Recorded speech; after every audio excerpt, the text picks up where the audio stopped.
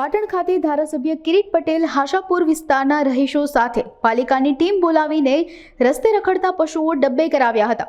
શહેરમાં રખડતા પશુઓનો ત્રાસ અસહ્ય બન્યો છે।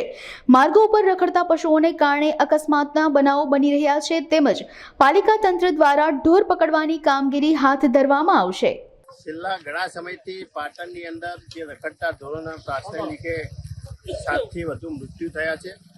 નગરપાલિકાનું તંત્ર અને પોલીસ તંત્ર આ બંનેની જવાબદારી સંયુક્ત જવાબદારી છે, વહીવટી તંત્ર, પોલીસ તંત્ર અને નગરપાલિકાની। પરંતુ નગરપાલિકાના કર્મચારીઓ જ્યારે ગાયો પકડવા જાય ત્યારે પોલીસ મૂક પ્રેક્ષક બની રહે છે, એમના વિરુદ્ધમાં કાર્યવાહી કરવામાં આવતી નથી। લોકો ઢોર છોડાવવા માટે નગરપાલિકાના કર્મચારી ઉપર હુમલો કરે છે।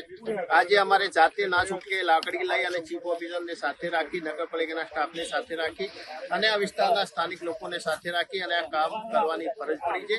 અમે નક્કી કર્યું છે કે જો વહીવટી તંત્ર જાગશે નહીં તો પાટણના તમામ વિસ્તારના જે લોકોને સાથે રાખી અને પાટણની જનતાને રખડતા ઢોરોમાંથી અમે ત્રાસ અપાવીશું, એમની મુક્તિ અપાવીશું। અમે સૌ અહીંયા આશાપુર હાઈવેની સોસાયટીમાં રહેતા નગરજનો છીએ તો અમે વારંવાર નગરપાલિકાની અંદર રજૂઆત કરી, મૌખિક અને લેખિત, પરંતુ કોઈ નિરાકરણ ના આવતા છેવટે અમારે ધારાસભ્યશ્રીને રજૂઆત કરવી પડી અને જેના પરિણામ સ્વરૂપે આજે રાત્રે ધારાસભ્યશ્રી પોતે અહીંયા અમારા વિસ્તારમાં આવ્યા અને જે ઢોરોનો ત્રાસ હતો જેના કારણે વારંવાર અકસ્માત થતા હતા।